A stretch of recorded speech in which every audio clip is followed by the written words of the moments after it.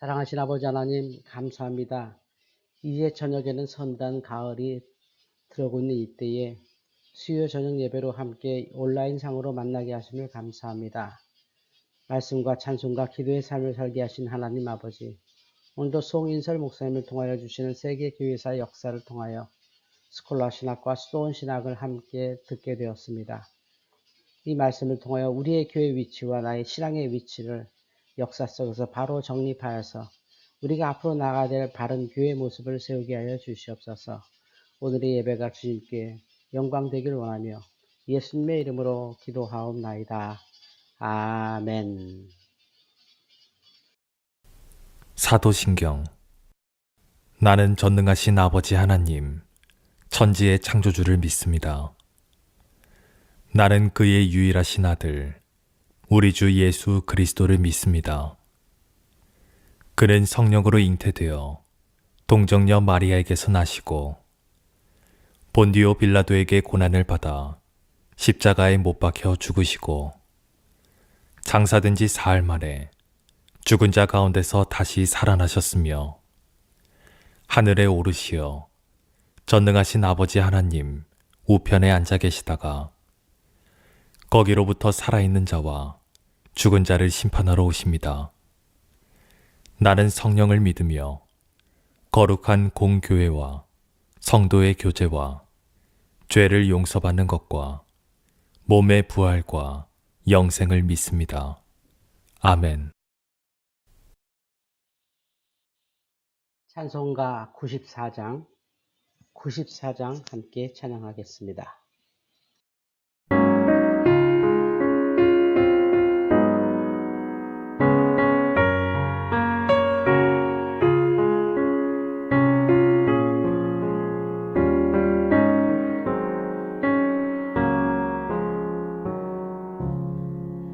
주 예수보다 더 귀한 것은 없네.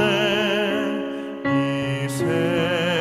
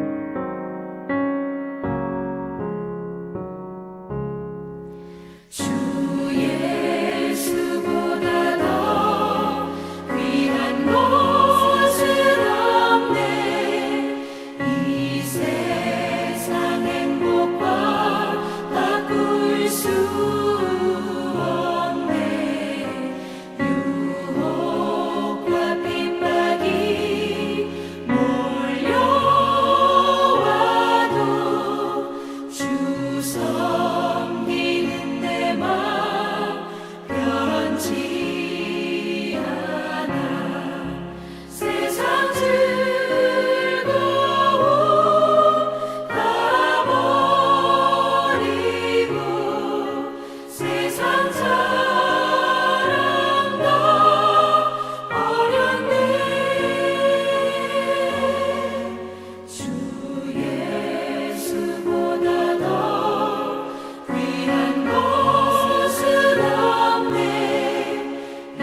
예수밖에는 없네.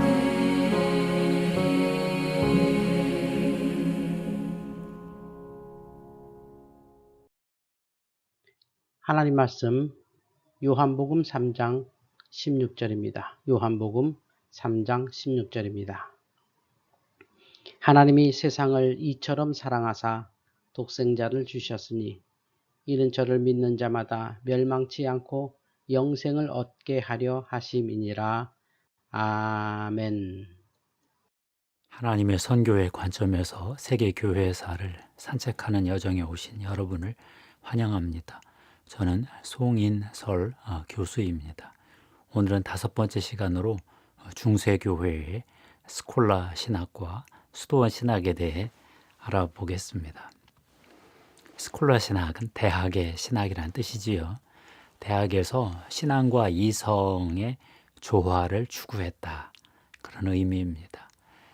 서구 유럽에서 대학이 처음 생겼습니다. 동양의 대학들은 전통적 지혜의 계승을 위한 어떤 그런 기관이었죠. 관료를 양성하고 그랬는데 서구의 대학은 지성의 혁신을 추구한다는 점에서 좀 달랐습니다. 1160년경에 이제 파리와 볼로냐에서부터 시작이 되었는데요. 12세기 후반에 대학이 세워진 거죠. 100년도 안 돼서 13세기 말에 유럽에 20개의 대학이 이미 건립이 되었습니다. 그 이전에는 수도원 학교, 주교좌 성당학교에서 교육을 담당하다가 이제 전문적인 어떤 지식층이 나타나는 거죠. 대학에서 정말 엄청난 철학과 과학이 발전하기 시작을 했습니다. 그 중에 스콜라 신학의 방법이 좀 재미있는데요. 질문하고 논증하는 방식이 특이했습니다. 신앙을 합리적으로 정당화하기 위해서 논증을 하는 거죠. 신앙을 체계화하고 조직화하는 것입니다. 자료를 제시하고 자료를 세밀하게 구분하고 포괄적 신학의 체계를 형성하는 그런 방법을 추구했는데요. 스콜라주의는 과거의 모든 권위 있는 사상가들을 한데 모아서 비교를 했습니다. 서로 일치하는 것은 뭐고 또 차이점은 또 무엇인지 파악을 했습니다. 서로 다를 때는 누구의 견해가 옳을까 또 이렇게 막 서로 비평적으로 비판적으로 연구를 했습니다. 스콜라 신학은 초기, 절정기, 후기 이렇게 나뉩니다. 중세가 좀 비슷하듯이. 중세 중반기에 이르러서 크리스천덤이 좀 안정이 됐잖아요. 그때 스콜라 신학이 이제 초기 생겼는데 가장 대표적인 사람이 캔터베리의 안셀무스라는 수도원장이었고요. 피터 아벨라르라고 하는 대학 교수, 피터 롬바르드라고 하는 사람. 세 사람이 스콜라 신학의 초기를 장식하지요. 스콜라 신학의 절정기 제일 중요할 때는 누가 활약을 했냐 하면 토마스 아퀴나스입니다. 그 유명한 신학대전의 저자. 중세 후기로 가면 후기 스콜라주의 신학이 생겼는데 둔스, 스코투스, 윌리엄 오컴 이런 이름들을 기억해 둘 필요가 있습니다. 우선 초기에 캔터베리 안셀무스부터 보면요. 이탈리아 귀족 출신이었고 노르망디, 갈리아, 프랑스 쪽으로 가서 그 베크 수도원에 가서 수도원 학교 교사가 되었다가 나중에 영국으로 건너가서 1093년에 캔터베리 그 대주교가 된 건데요. 이분을 보통 스콜라 신학의 아버지라고 부릅니다. 왜냐하면 하나님을 잘 믿는데 하나님을 이성으로 한번 증명해보자 이런 시도를 했기 때문에 그렇습니다. 이분의 신학 방법론은 이해를 추구하는 신앙이다. 보통 그러죠. Faith seeking knowledge. 신앙이 있는데 신앙이 추구한다 지식을. 신앙을 기반으로 해서 지성을 추구한다 그런 뜻이지요. 모놀로기온, 프로슬로기온, 쿠르, 데우스 호모 이런 유명한 작품들이 있는데 나중에 조직신학에서 한 번씩 다 배울 것입니다. 피터 아벨라르라고 하는 대학 교수가 있었는데요. 이분은 그러니까 질문을 제기하는 신앙이라는 방법론을 썼습니다. Faith, Seeking, Question 뭐 이렇게 말할 수 있겠죠. 이 사람은 수도사 출신이 아닌데 이제 대학의 철학과 신학 양쪽 가르치는 교수가 된 거죠. 이 사람은 나는 믿기 위해 이해한다 이런 입장을 취했고요. 합리적 신학을 추구했습니다. 약간 요즘 개념으로는 자유주의 버전인데요. 유명한 Seek at None, Yes and No라는 책을 썼습니다. 이 변증법인데요. 어떤 질문이 있으면 주제에 대해서 찬성하는 입장, 반대하는 입장을 쭉 이렇게 다 정리한 다음에 비판적 논쟁을 시도하는 것입니다. 성경 본문의 대요를 따르기보다 주제들을 중심으로 신학을 체계화했다. 이 공시적 방법이죠. 이 철학적 방법.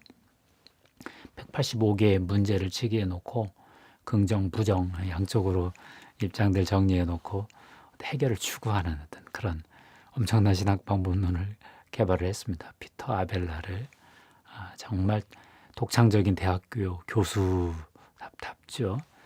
피터 롬바르드라고 하는 신학자는 고전 교부들의 책 중에 중요한 명제들을 모아서 명제집을 만들었어요. 모음집이죠.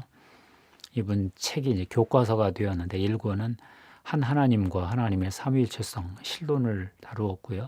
2권은 창조, 천사, 인간, 은총, 죄, 인간론하고 뭐 어떤 구원론 일부도 다루고 4권, 3권 가면 말씀의 성육신, 기독론, 구속론, 성령론, 율법, 기독론하고 구원론을 다루었고요. 제 4권은 성례전, 종말, 교회와 종말 이렇게 다뤘죠. 나중에 후속 어떤 그 정통주의 교회학의 어떤 전조 같은 냄새가 나지요. 16세기 말과 17세기 초까지 가톨릭 신학 어떤 신학 교과서였다 이런 말을 들었습니다. 제일 유명한 토마스 아퀴나스를 볼까요? 1224년 25년에 태어나서 1274년에 돌아가셨는데 중세 절정기 스콜라 신학의 최고봉입니다. 이분은 자연과 은총의 종합을 추구했습니다. 귀족 출신이었고 몬테카지노 수도원에 들어가서 수도사 훈련받고 나폴리 대학에서 공부하다가 도미니코회 수도회 그 탁발 수도회에 이제 들어갔지요. 1248년 그 쾰른의 알베르투스 마그누스 대신학자에게 가서 공부를 해서 1251년부터 파리 대학의 신학과 철학과 교수가 되었습니다. 또 이탈리아 또 왔다 갔다 하다가 또 파리 대학 또 가고 이분은 아리스토텔레스 철학을 가지고 기독교 신학을 재정리한 공로가 있습니다. 그 전에 어거스틴은 신플라톤주의 철학을 좀 사용을 했거든요. 그랬는데 이분은 아리스토텔레스 철학, 그 자연 세계, 경험 세계, 이 땅의 세계를 강조하는 그분의 철학을 가지고 신학을 전개한 점에서 탁월했습니다. 대이교도 대전, 신학대전이라는 엄청난 책을 썼습니다. 그런데 토마스 아퀴나스에게 재미있는 일이 있었는데 1273년 12월 6일 어떤 미사를 드리다가 신비 체험을 했어요. 그랬더니 자기가 쓰는 신학대전, 하나님을 좀 증명해 보려고 자연과 어떤 은총을 종합해 보려고 하는 그의 노력이 이게 별거 아니구나 하고 싶어서 절필했어요.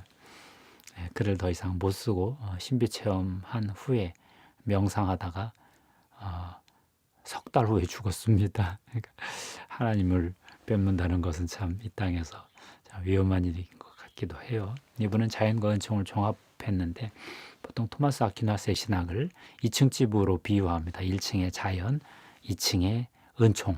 그러니까 자연으로 일반 은총으로 여기까지 이성으로 왔다가 그 위는 성경의 계시로 하나님께 도달한다 이런 건데 세상 문제는 아리스토텔레스 철학으로 배우고 하늘의 문제는 이제 성경 말씀으로 배운다 뭐 이런 자연과 은총의 종합을 추구했는데 그럴듯하지요. 은총은 자연을 파괴하지 않고 좀 완성한다 뭐 이런 명제도 만들었고요. 그랬는데 결국 후대에 이르러서 보니까 자연과 은총의 어떤 좀 어설픈 종합이다. 건물을 지으려고 노력은 했는데 부실 건물이었다. 그렇게 평가를 받습니다. 자연과 초자연을 수직적인 이원론으로 만들었는데 이것은 아무 때고 분리될 수 있는 것이었거든요. 하나님의 통치, 하나님 나라, 신학 이런 것들이 없죠. 하나님의 통치 영역이 모든 영역에 다 미치는 건데 자연의 영역을 너무 격상시킨 면이 있어요. 중세 후기 스콜라 신학으로 가면 둔스 스코투스라는 어떤 철학자가 나오는데 이분은 자연과 은총을 분리시켰어요. 토마스 아퀴나스가 정합시킨 것을 분리시켜 버렸습니다. 이것도 충분히 이해가 되지요. 더 유명한 분은 윌리엄 오컴이라는 분인데 오컴의 면도날이라는 말을 한 번은 들어보셨을 것 같아요. 문제에 대한 가장 단순한 해결책을 찾아라. 필요한 것보다 더 그냥 복잡한 얘기 하지 마라. 특별히 이분은 형상, 에이도스 이데아 이런 개념 쓸모없다. 형상화 진료 이런 아리스토텔레스의 대표적인 보편자 개념 아무 쓸모가 없으니까 다 때려쳐라. 그냥 단순하게 개체를 보면 되는 거 아니냐. 뭐 이런 엄청난 독창적 철학적 사유를 했지요. 동시에 신학적 사유까지. 결국 보편자 개별자 논쟁이라고 합니다. 뭐 자세한 내용은 뭐 철학사에 있는데 뭐 우리 신학하는 사람이 알 필요까지는 없고요. 실제론이라는 것은 인간의 개념이 인간의 마음 바깥에 있는 지시 대상을 가지고 있다 이렇게 보지요. 아퀴나스가 그런 걸 주장을 했는데 이걸 오캄이 부정하는 것입니다. 오캄은 유명론을 주장을 했는데 개념은 인간이 이름 붙인 것이다. 개별자만 존재한다. 보편자는 없는 거다. 그냥 사람들이 개념을 거기다 붙인 것이다. 이렇게 주장을 했지요. 예를 들어서 아리스토텔레스라는 사람이 있지요. 인간은. 개별 이름이 있고요. 그다음에 인간이라는 보편 개념이 있다고 할 때 인간은 보편자고 아리스토텔레스, 송인설 이런 건 개별자인데요. 이 보편자가 있는 거냐 없는 거냐. 아퀴나스는 있다. 하나님의 마음 안에 있다. 이런 주장을 했고 오캄은 없다. 그냥 개별자만 있는 것이고 보편자는 인간이 이름 붙인 것이다. 개념화한 것이다. 뭐 이런 논쟁이죠. 사유 방식이죠. 그래서 오캄이 결국은 스코투스의 스콜라 신학을 이어받아서 보편자를 거부하고 개별자, 개별체, 눈에 보이는 개체만 존재하는 것이다. 한 사람 한 사람이 중요하다. 장미 한 그루가 중요하다. 바람 한 줄기가 중요하다. 이런 새 한 마리가 중요하다. 이런 엄청난 이야기를 해서 근대 철학, 경험론, 실제론 이런 것들을 열게 되었습니다. 이제 수도원 신학으로 넘어갈게요. 수도사들이 이제 고대에 이미 생겼지요. 콘스탄티누스 황제가 이제 교회를 특혜를 주기 시작하니까 교회가 너무 세속화되었구나 싶어서 사막으로 도망간 이들이 있었다고 그랬지요. 이게 사막교부들. 그 뒤로 공동체 안에서 수도원 운동을 일으켰는데 이분들은 세 가지 서약을 합니다. 가난, 정결, 복종. 인간을 괴롭히는 것이 돈 문제다. 그다음에 섹스, 쾌락 문제다. 그다음에 권력 문제다. 이렇게 보고 극복하기 위해서 이런 서원을 하고 수도원에 들어갑니다. 수도원의 신학 방법론은 사랑을 추구하는 신앙이다. 이렇게 저는 정리해 보았습니다. Faith, seeking, love, union, love. 사랑의 연합. 하나님을 사랑하면 하나님과 하나됨을 추구하거든요. 이들의 방법론은 묵상과 기도죠. 성경 말씀의 묵상, 그리고 긴 하나님을 찾는 기도, 특별히 관상기도. 그래서 이들은 하나님과의 하나됨을 추구했습니다. 제가 유튜브에 기독교 최고의 유산, 신비신학 이렇게 또 강의를 10개 넘게 해놓았거든요. 수도원 신학 필요한 분들은 참고해 봐도 좋겠습니다. 수도원 신학이 이게 무슨 소리냐? 수도원에서 영성 훈련하는 건 이해가 되겠는데 왜 수도원 신학이라는 말을 썼을까? 원래 수도사는 한 곳에 정주했지요. 대학의 학자들은 이동을 했고요. 수도사는 평생 하나님을 추구하면서 성경 묵상을 많이 했어요. 근데 이 대학의 철학자, 신학자들은 수사학, 문법, 논리학 이런 것들을 많이 썼겠죠. 누르시아의 베네딕트라는 유명한 수도사가 있었고요. 수도원이 굉장히 성공을 거두었어요. 말씀 묵상하고 기도하고 또 노동도 열심히 했거든요. 이들이 어떤 수공업자들, 첨단 어떤 기술들을 이들이 진보를 많이 시켰어요. 이들은 하나님을 찾는, 하나님을 배우는 학교를 만들었는데 서구 유럽의 기술 문명을 만들었어요. 서유럽의 와인, 뭐 여러 가지 맥주 다 수도원 산물이라고 그러잖아요. 9세기 수도원 영지를 잘 경영을 하다가 농사짓고 그 산물을 시장에다 팔고 또 여러 가지 필사본들, 뭐 여러 가지 수공업 이런 것들을 시장에다가 유통을 하면서 자기들도 먹고 살고 그랬으니까 그러면서 자본주의 그 경영하는 것이 여기서 처음 싹 텄다 그런 가설도 보았습니다. 베네딕트 수도원이 굉장히 성공했고요. 수도원이 너무 성공하니까 막 사람들이 기부를 많이 해서 돈이 너무 부자가 되고 재산이 많으니까 자꾸 영주들이 막 자기들 재산화, 사유화하고 막 그랬어요.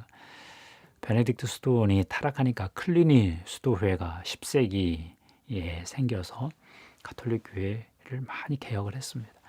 그 다음은 시도 수도회가 12세기에 또 개혁에 성공을 했고요. 베네딕트 수도회를 계속 개혁하는 거예요. 클레로브의 버나드라고 하는 유명한 그 베르나르 그 유명한 사람도 있고요. 영성신학에서 많이 다룹니다. 그러다가 13세기에 탁발 수도회가 생겼지요. 프란체스코 수도회, 도미니코 수도회. 프란체스코는 정말 감동적이죠. 이번 책은 좀 한두 번 읽어볼 필요가 있습니다. 중세 후기에 공동생활 형제단이라는 어떤 새로운 평신도 수도 공동체가 나왔어요.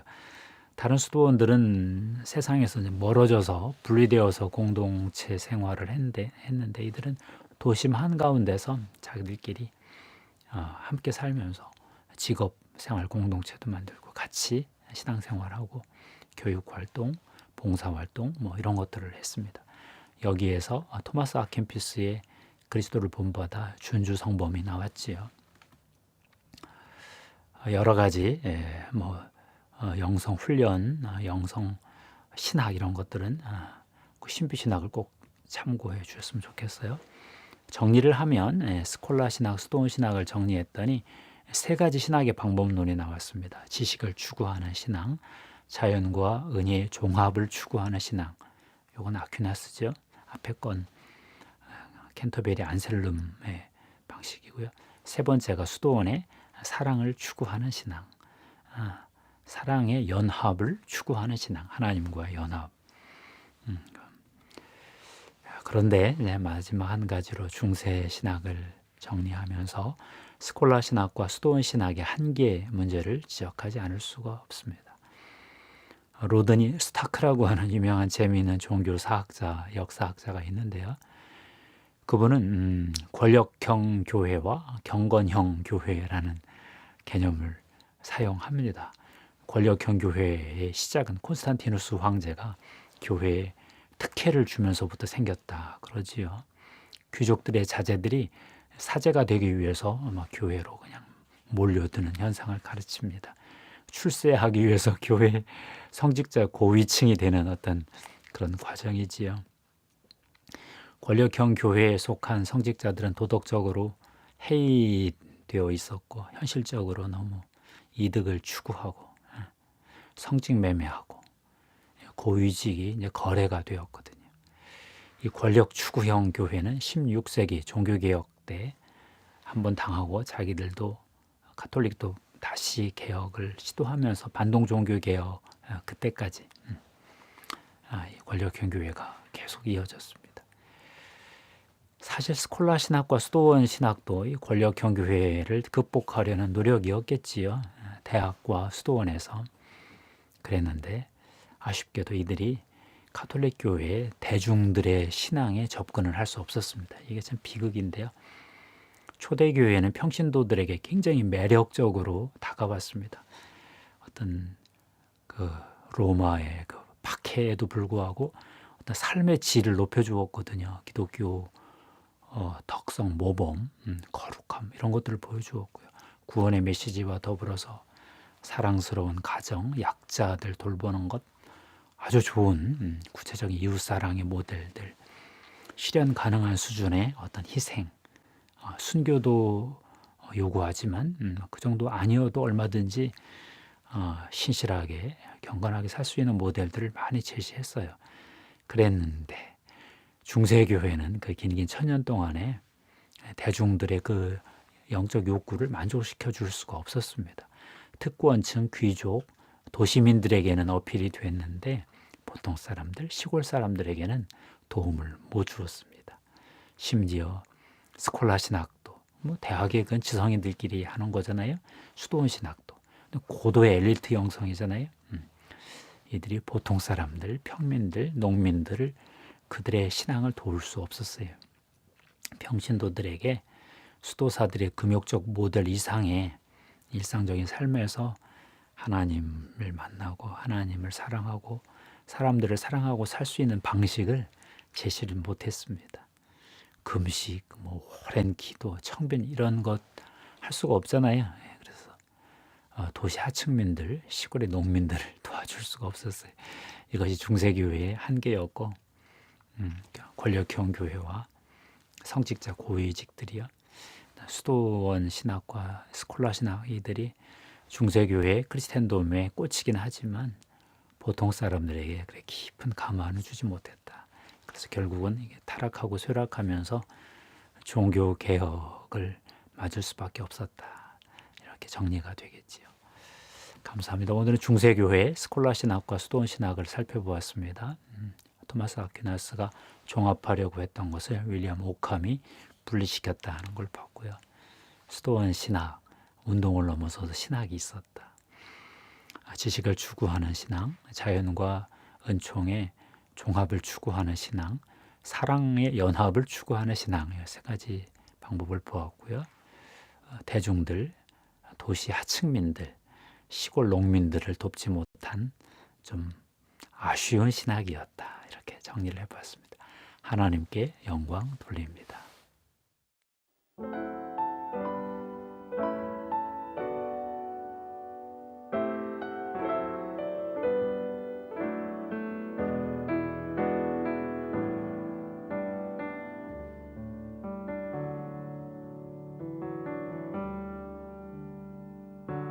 송축해 내 영혼 내 영혼아 거룩하신 이름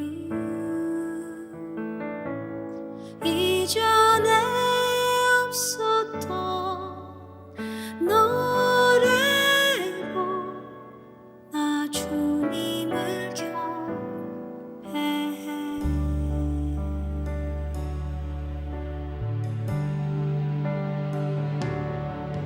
해가 뜨는 새 아침 밝아네 이제 다시 주님 찬양 무슨 일이나 어떤 일이 내게 놓여도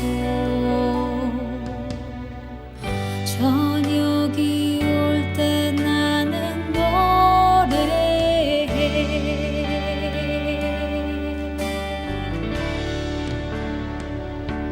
송축해 내 영혼 내 영혼아 거룩하신 이름 이전에 없었던 노래로 나 주님을 경배해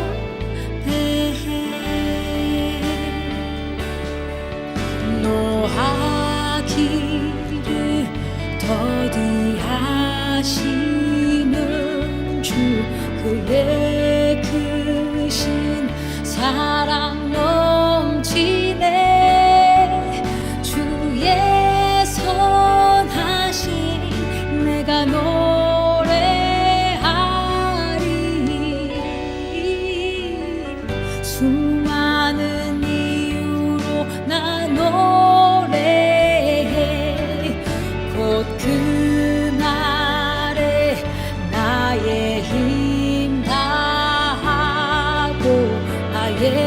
삶의 여정 마칠 때 끝없는 찬양 나 드리리라.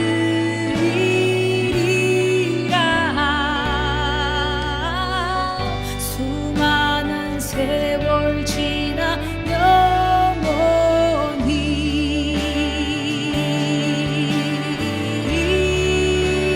영원히 송축해 내 영혼 내 영혼아 거룩하신 이름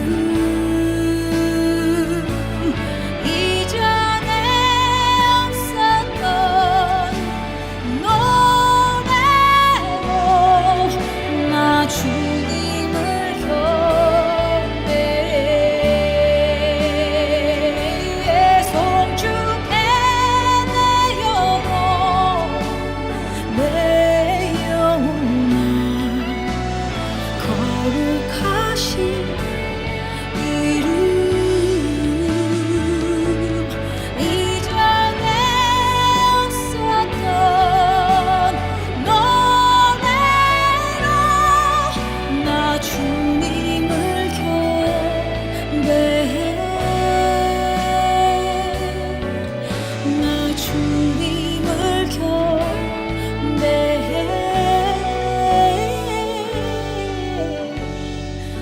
나 주님을